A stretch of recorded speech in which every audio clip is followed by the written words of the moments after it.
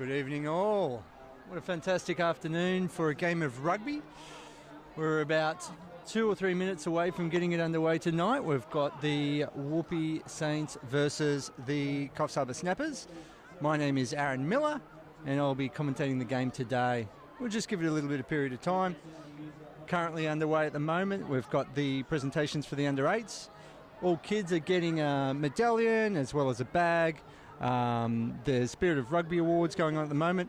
If you're not currently into rugby or you're thinking about it next year, by all means, have a look at the Coffs Harbour Crusaders Junior Rugby Union Facebook page. Get on that, have a look at what went on through the year. The 2022 season was absolutely fantastically run. The committee works hard all year to ensure it's a really smooth event. Weather was the only limiting factor this year. Managed to get through the whole year without any COVID restrictions, which was outstanding. Currently at the moment, we've got the Snappers team coming on the field. They're the black and red team with their coach streaking out there, the very magnificent David Watson.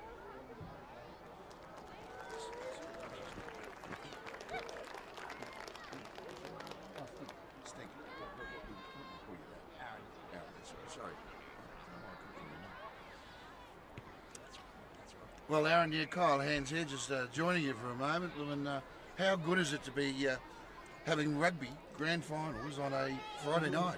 Oh, absolutely. Having the games on Friday night in general is probably one of the best things for parents. It's one of the feedbacks we get all year with the committee.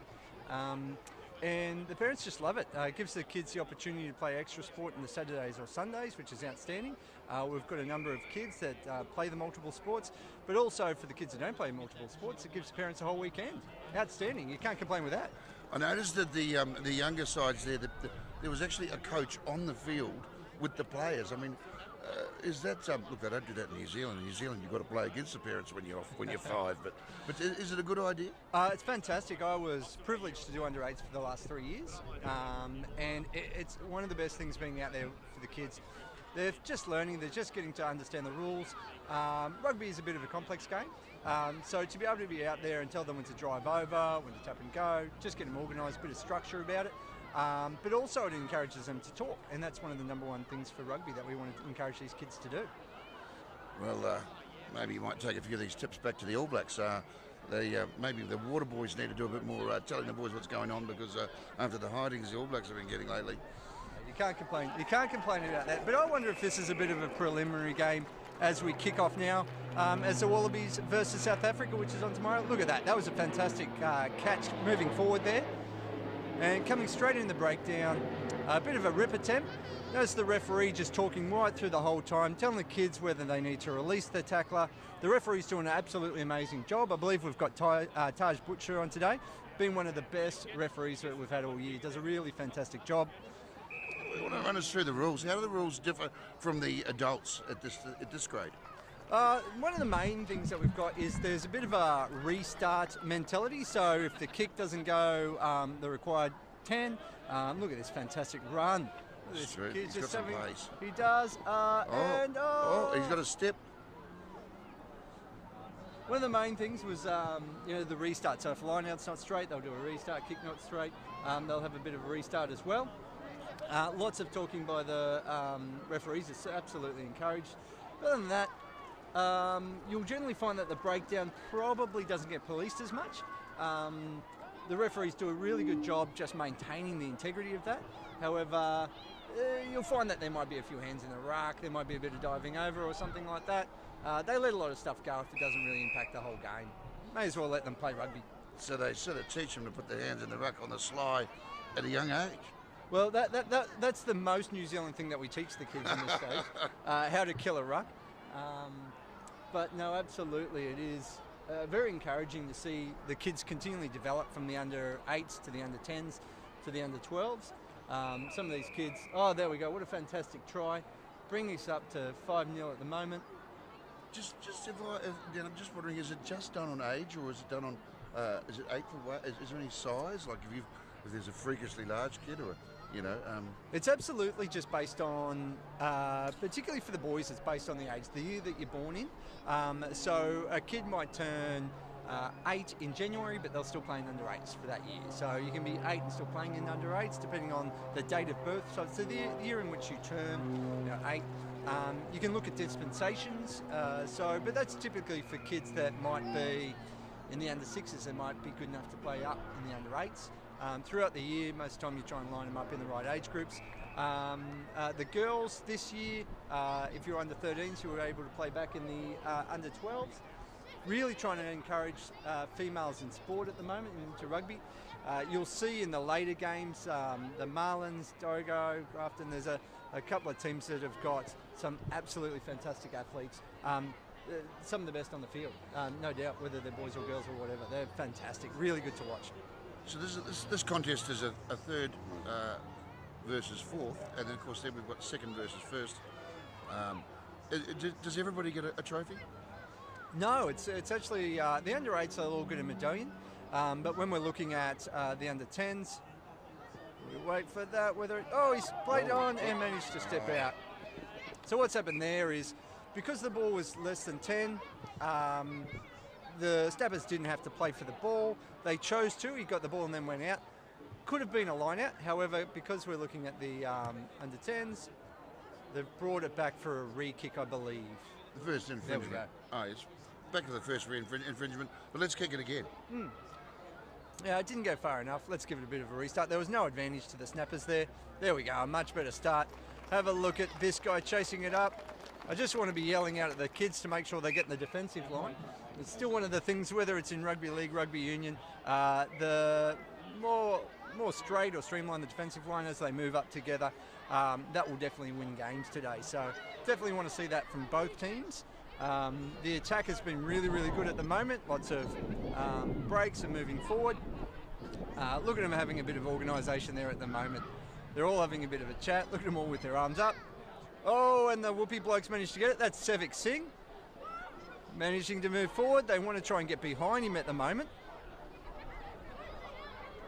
So what you want to do is if you're in the attacking team, you want to get behind the player that's had the ball just to be able to drive over the top, support that player. Looking at the bit of a clean out at this stage as well. The Whoopie blokes are looking to try and cascade. Here is Ben. Ben's one of the biggest blokes that we've got on the field, manages to continually march forward. You can see there the breakdown went down and one of the Whoopie blokes managed to pick and drive there. There we go, pass it off to Hassaj, who's having a quick little dart as he does. Every game this guy's got some of the most heart that you'll see across the team. All the Whoopie blokes standing together. What we would love to see is a bit of separation with the players. The Snappers' defence is absolutely outstanding. Managed to get another pick and drive. This is a bit of a fast guy that's having a bit of a sidestepping motion. Looking to go straight for the sideline. I believe that's Kobe. Kobe's probably one of the fastest blokes. Sensational player and one of the most prolific try scorers, I believe, that we've got in the under 10s. Well, look, you can see they're a little bit bunched there. If they'd sort of spread out, obviously, but I guess they're still learning the skills. Yeah, still learning the skills. It's one of the things that they still manage to train incredibly well. When you're training these guys, it's a real privilege to see how they develop. They get on the field, can turn into a bit of a dog's breakfast at times because they all want the ball every time. They're still just developing those skills to know that, hey, if I support this teammate, let him have a run this time, then next time I might get a run, and the time after I'll support the other bloke. With your experience with the kids, I mean, where do they get this hunger for the ball? I mean, when we're born, we crave to be fed. A dog likes, we have instincts, but how do they get the instinct to chase the ball? I think that's a really good question. I think it's inherent with some kids and not with others. Like I cast 1,000 kids myself. I've got 4, and the older boy, he doesn't really like to go really hard at the ball.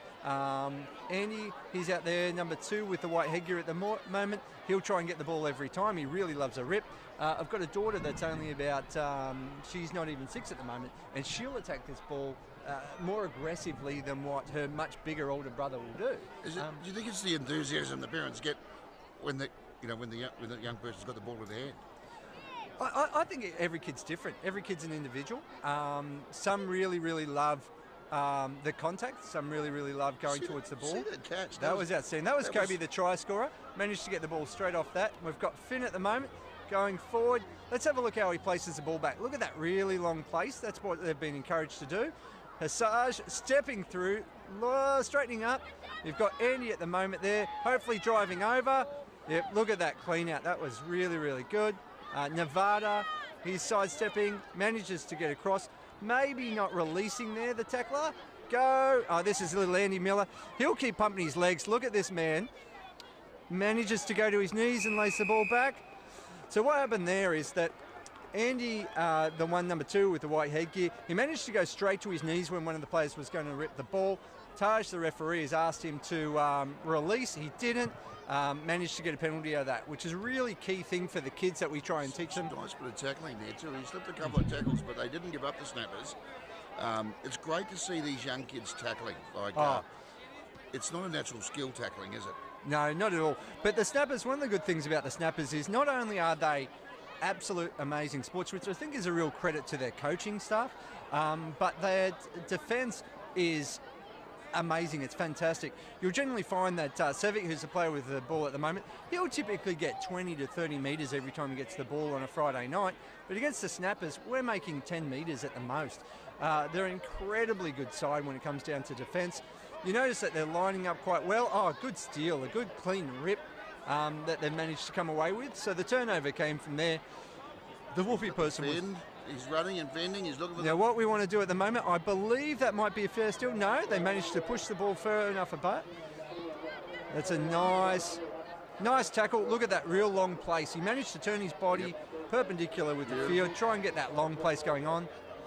Little Angus Watson, that's the coach's son. He's one of the danger men. Despite how big he is, notice how he managed to shrug off the biggest player on the field there. Incredibly strong, and he's one of those kids that just really loves rugby and loves getting in the ball. And we've got young ladies playing in this at this grade?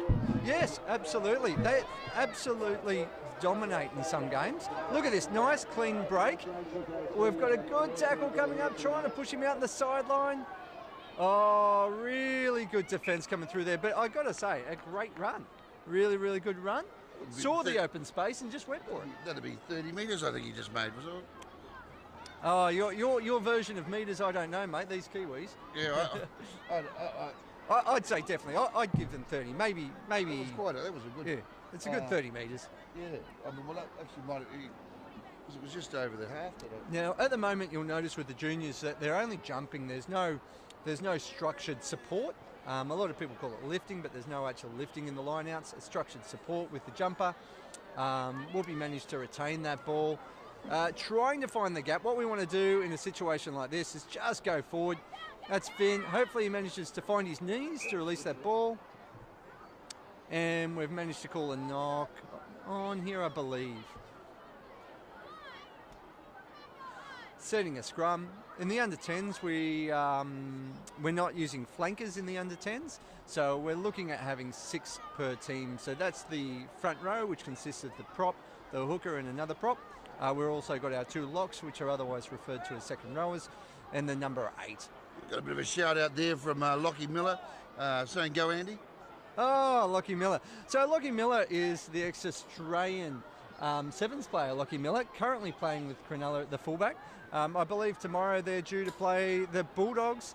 So a big shout out and a thanks to Lockie Miller for supporting junior rugby in Coffs Harbour. I believe he's come from the Crusaders himself as a young fella, but mostly grew up in a league background. So, yeah, absolutely giving back to the youth.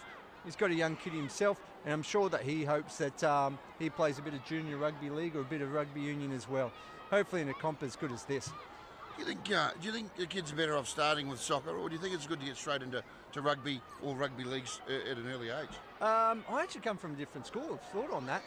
If you want to look at motor skill development, which we do, AFL is actually one of the really, really good sports for kids with motor skill development, and certainly the kids that might be a little bit timid. It's a great game. But it is hard to go into the 2 games, or what we call about cross-training, with some of these kids, because if they're playing AFL, what you'll find when they come out to rugby is they'll go ahead of the ball player. So they're always in the wrong position.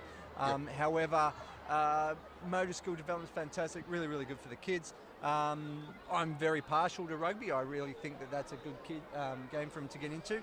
Teaches them all aspects, and I generally find that most of the kids that start out playing rugby union across the board probably have better skills. Rugby league will certainly teach them much better defence. The defence out of rugby league juniors are exceptional. Well, they do say a thug's game played by gentlemen, or a gentleman's game played by thugs. I forget which is which. Yes, well that's and otherwise rugby is also known as the game played in heaven. I think one of the things that we try and instill the kids, and you'll notice that the award that will be given out later on tonight, the Spirit of Rugby Award, that always goes to the kid that actually upholds those morals and ethos that we've got in rugby, which is you play hard on the field, you ensure that your opposition knows that you're there, you turn up, you play your good game, you do it for your sport, but if one of their players gets knocked down, hurt, you try and support them. If you can, you get them up. It's really, really just about ensuring that everyone has a good time. I've noticed the boat races with the juniors tend to be cups of water. Is that part of the training as well? Well, we definitely like to stay hydrated. We like our athletes to continually get hydrated through the time. I guess it's good to teach them to have a water after the game. It does. And speaking about water, I tell you one of the good things that we've got is one of our sponsors, Big Banana. We're coming into probably a really good warm summer this year, so I'd certainly recommend that a lot of the kids that are around the Coffs Coast, or certainly visitors that might be watching, that have cousins or family members that are playing today, if you come to Coffs Harbour, certainly visit the Big Banana. If you're in summertime, you'll go to the water park. It's absolutely brilliant. In the wintertime, you've got the ski slope, everything like that. And man, like yourself, one of our other key sponsors does hydraulics, so might be able to look at those knees of yours, mate. Yes. Well, certainly I need some hydraulics sometime to get up in the morning. Yes.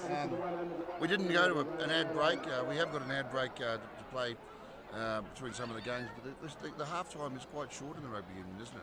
Well, yes. We're trying to, particularly tonight, they'll be trying to move through the amount of games. We've brought the games forward about an hour earlier, and that really is great for today, because we managed to have a lot of daylight to see these kids running around at the moment. Normally these kids are playing in dark, so you've got to be happy with that. Yes, you've got plenty of kids on the sideline having a great time. These are the under-8s from Bishop Truett, cheering on the other teams. What's he going to call that? He's called that knock-on. Yeah, it looks a bit iffy. I would have called it a knockback, but I haven't got my glasses on. Well, like I said, Taj is certainly one of the best refs that we've got in the zone, like particularly for one of the junior fellas. With the referee, we said at a young age, it gets your press ups at training. Yes.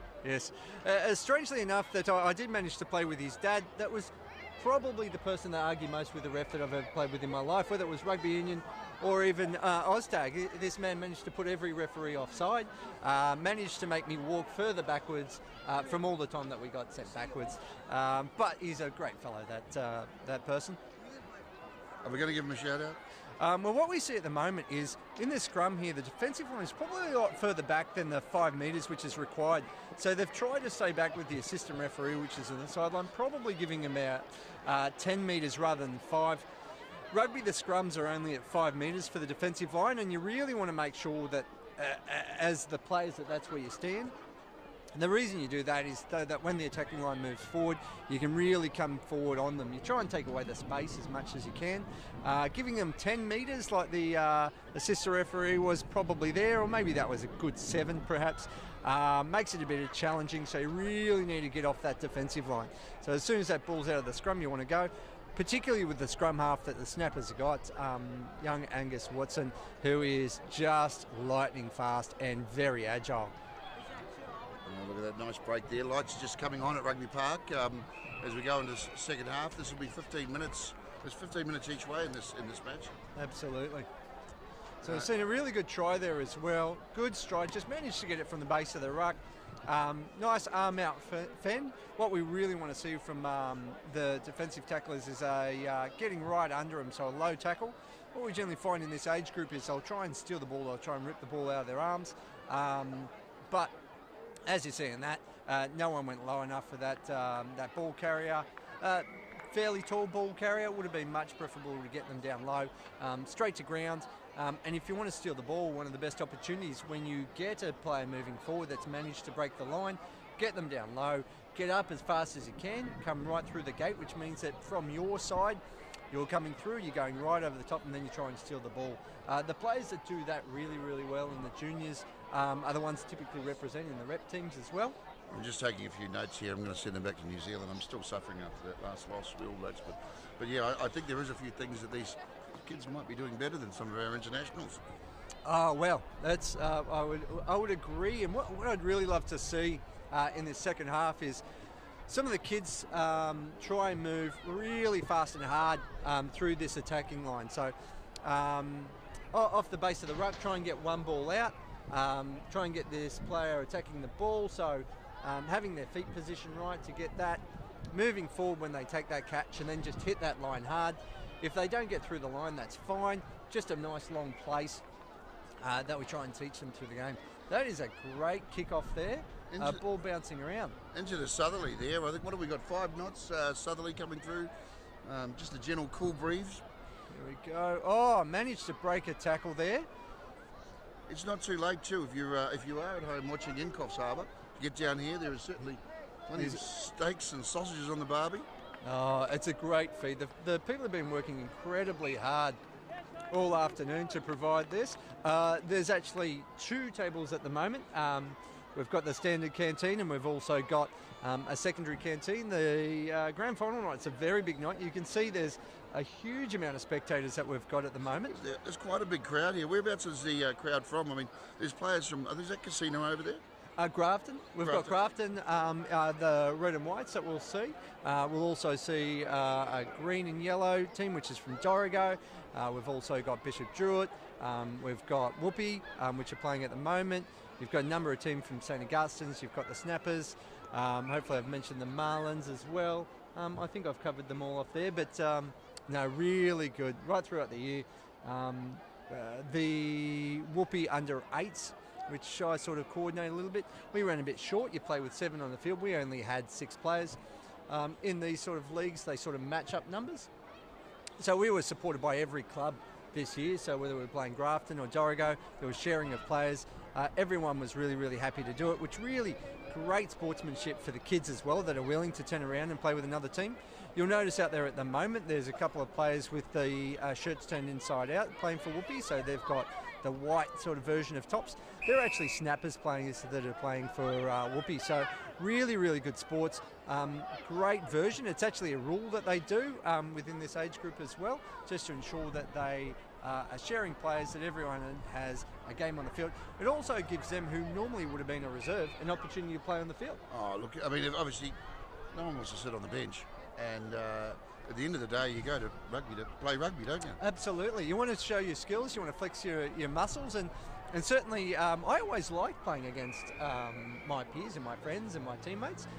It was good to sort of, you knew what their weakness was sometimes. So you knew who probably didn't like tackling, or you knew who was a bit slower. So you might try and target those guys if you really wanted to. I myself, I only started playing rugby when I went into high school, so I wasn't fortunate enough to play in this junior league.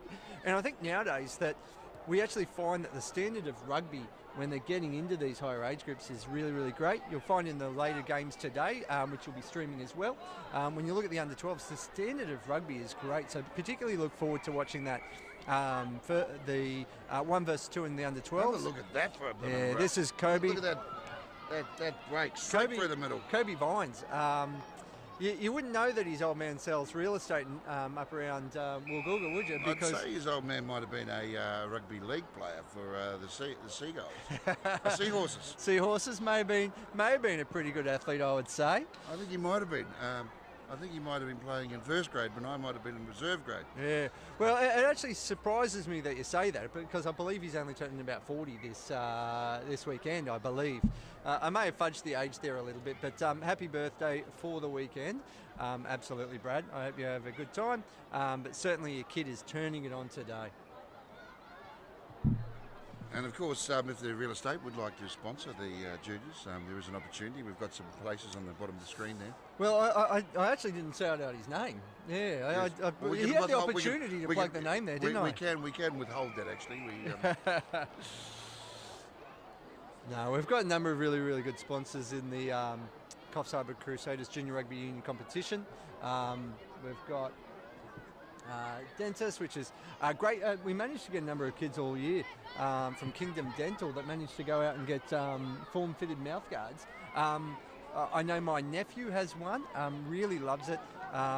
My brother really spooks that place, says it's great. I couldn't afford it for my kid who manages to lose. I reckon we're up to the 4th mouth guard for the year. I guess you probably pay one way or the other. I mean, how's the tooth fairy going? Yes, with the young 6-year-old daughter, she manages to lose a few teeth. She's got a few missing at the moment. I think we had a tooth fairy visit the other day. What's the rate these days? Well, I think it goes from family to family. I'm a strong endorsement for coins. Yeah. It's getting harder and harder to get by coins. Look at this. This is another, I believe this is the same try scorer that's managed to get 2 today as well. Really turning it on. There's a few names there we should be jotting down and looking forward to watching in the future. Yeah, well, the thing about rugby is we notice that this athlete, quite tall, very lean, managed to make long strides to the line. You probably turn around and say as they get a bit older, if they keep that sort of physique, we're looking at a second rower.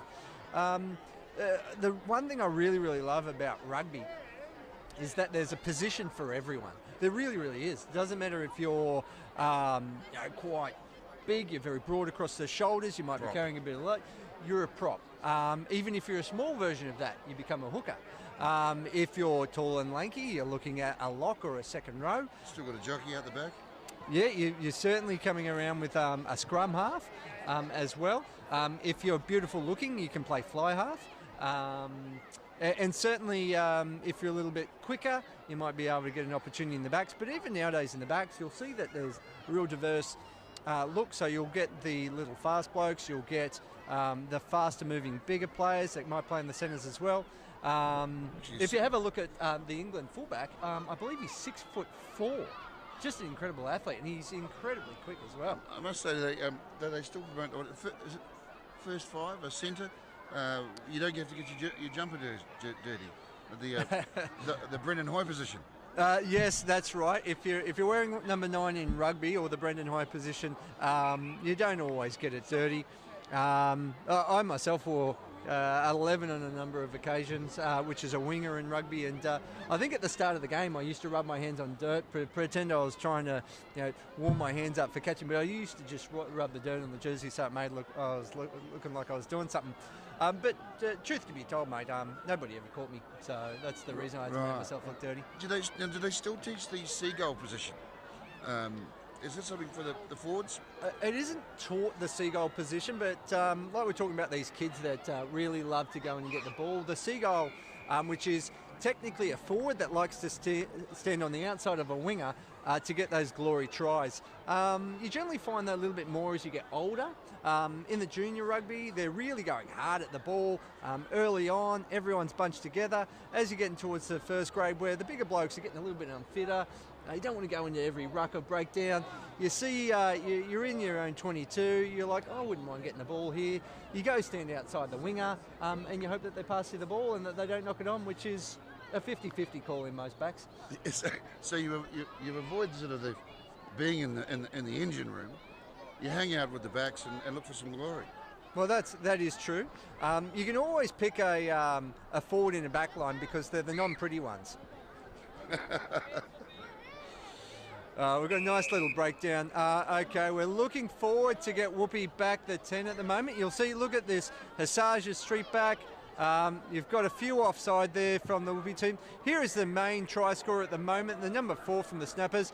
Almost had the ball stolen, managed to get down to the deck nice and quickly there. A quick pick and drive, which I think in that opportunity was probably the best decision, but then later let down with a bit of a knock-on. I think that knock-on was probably a planned move. I think they're in front and they're probably trying to keep it a nice close game between the two teams. Actually, not sure of the score now. I'm running out of fingers and toes.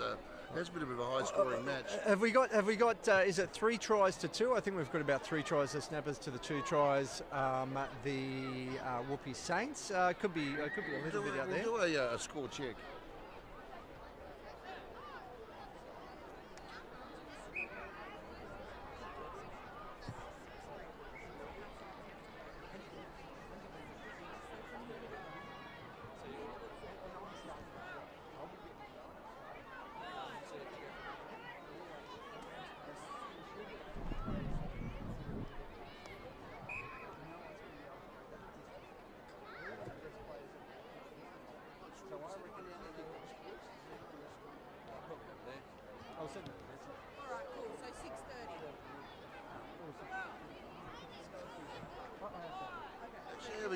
of trouble getting the official score at the moment.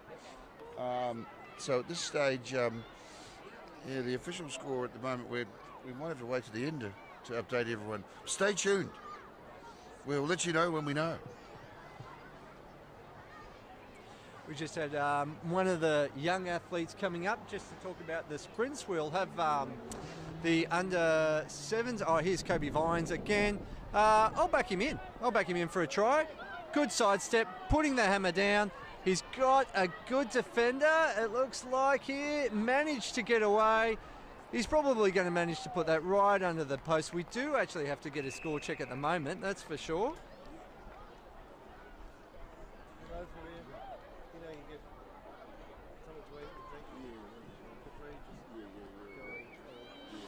We've got Murray come up, one of the committee members.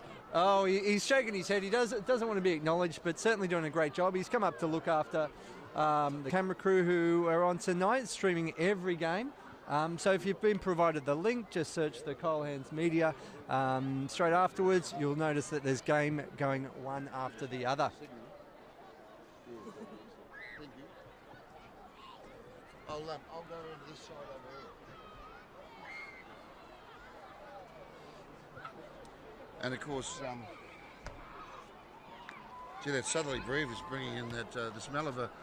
If it comes from the north, we get the barbecue. If it comes from the south, we get the steaks sizzling at the Tormina Hotel. Right. And, wow, what a venue! It is. It's an absolutely fantastic venue. They certainly sponsor some of the senior grades. We've also got the Mooney Tavern, a good sponsor that we've got for Coffs Harbour Junior Rugby. Do a fantastic job. The St Augustine's team will be having their presentation night there this year. I believe that's next Saturday. And the Whoopi Saints will also probably be organising one there as well. Actually, I don't know if this is quite factual, but I've told some of the tastiest and coolest lemonade on the coast. Well, if you're after a lemonade, that is certainly the place to go. Well, I think that is full time. That's full time at the moment. It doesn't look like anyone's terribly celebrating at the moment. I believe that the Snappers possibly come away with a win there, but you've just got to really salute the young athletes. They're all shaking hands straight after the game. They're all just having a great evening this afternoon. Of course, just a reminder, please subscribe and to the channel. You won't miss out a game, and that way you'll, as we switch between the links, you'll have no problems finding them. Just to the YouTube channel there on Coffs Harbour Media. I'd also suggest to go back and have a look at some of the older games. Certainly Kyle recorded one of the old boys games that we had this year. The Snappers old boys all got together. It was a really, really good game. Pleasantly surprised. I certainly jumped on and have a watch of that later on. That was brilliant. I think I managed to get towed up 2 or 3 times when I was out there on the field. Certainly didn't feel like I was 18 anymore. Oh, it was an incredibly close game, which goes right throughout the year. We had Snappers 22 and Whoopi Saints 21. So Snappers got away with a 1-point win. A nice close game in the end there. Well, look, thank you very much for joining us, guys. We're going to switch over to our next link. Our next game is going to be not long away from starting. Thank you very much. Have a good night.